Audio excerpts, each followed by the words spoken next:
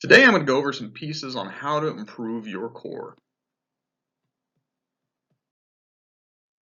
The muscles that make up your core run all the way from the base of your neck all the way down to your femurs, right at the base of where your pelvis is, for your gluteus maximus and the insertion point of where your hips meet. So all the rest of that rectus spinae and up and down your spine pretty much includes the piece of your core. So these are a lot of little muscles, that extend, contract, and derive your power and movement for the rest of your entire body.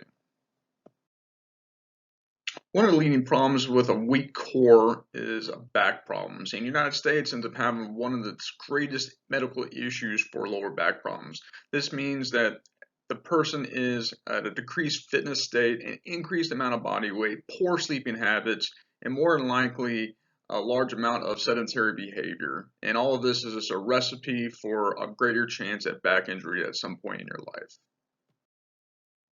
So some things you should really consider on why improving your core strength is helpful is because movement ripples upward and downwards to joining links of the chain of your spine. A weaker and flexible core muscles can impair on how your arms and legs function, sapping power from many of the moves that you make. Right? So building up your core strength increases your power, your strength, and a lot more of your balance, and it helps prevent falls and injury due to an increased stability of your core. A strong core underpins most everything else that you do and helps, especially as the previous slide said, help lower back issues. So, what can you do? Glad you asked. So, you work on good form of everything else that you do for yourself, right? Increase your range of motions. So, make sure you end up having good amount of flexion, extension, all the rest like the rotations. You might not want to end up having these done as exercise movements fully, under duress or with a very big load because that could increase potential risk of hurting your spine. So you want to train in isometric, eccentric, and concentric muscle contractions as much as possible. Whether it's a faster eccentric, slower eccentric, faster isometric, a longer progression of hold, for isometrics, whatever the case may be. I'll go into that as another episode. So if you slowly progress into these exercises for sets, reps, and duration, you will progress yourself over time, right? And also training single-sided exercises, one arm movement, one leg movement, will help that anti-rotational capabilities for keeping your core tight and strong. So the really great thing about planks is that you do not need any machines or any special equipment. You can use a floor or rug, some other place, even use a towel if you need to, right? So you can end up having progressions for yourself to do over time.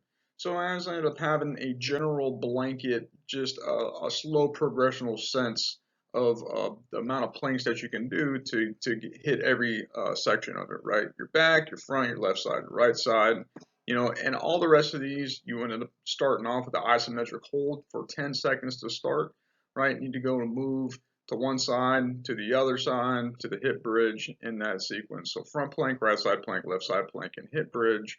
And you can progress for these, to 15 seconds, 20 seconds, 25 seconds, increase the amount of sets that you do for however many rotations you do of the exercise.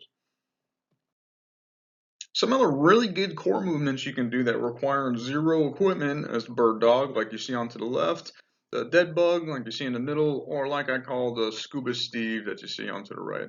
So all of these can increase your core exercise library if the planks kind of get old too.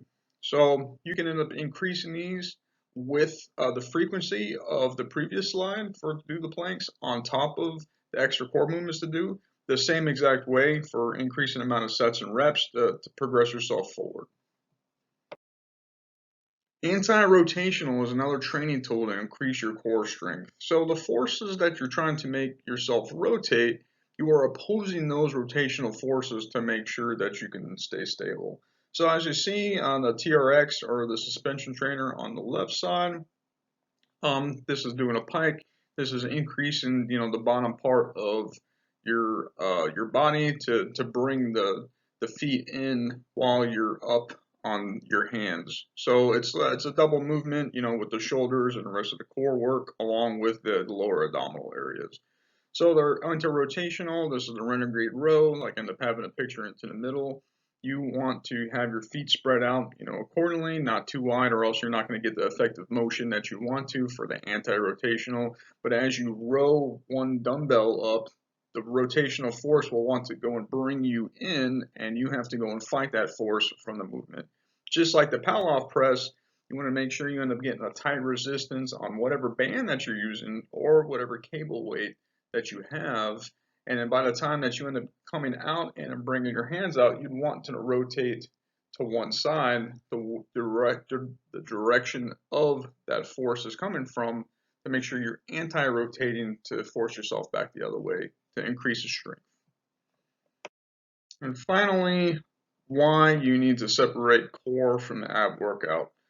So you don't want to do both at the same time. You want to make sure to end up having one separately from the other one. It still end up working a good portion of your abs, that six pack that we want, and along the rest of the spine, hip flexors, and our back. So weaker type unbalanced core muscles can undermine your fitness.